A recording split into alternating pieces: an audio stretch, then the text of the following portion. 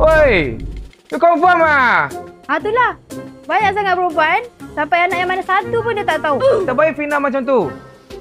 Dek, nasi boleh cincai makan. Ayat tak boleh cincai cakap tahu.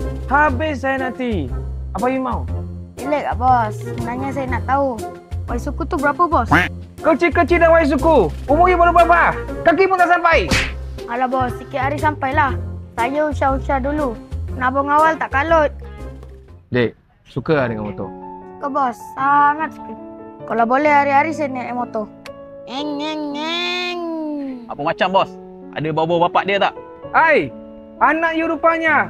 Nasib baik saya tak kena marah tadi. Relax bos. Baru saya nak bagi bos rasa macam mana jadi seorang ayah. Terkejut aku bang. Ingat skandal mana yang cari? Apa, bos? Bos cakap apa tadi?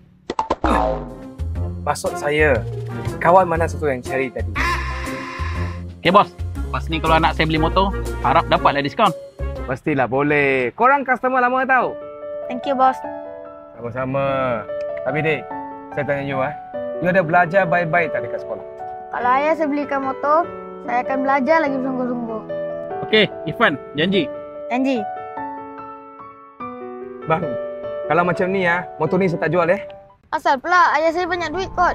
Apa ni bos? Apa salah saya nak belikan anak saya motor? Saya happy dengan niat baik awak.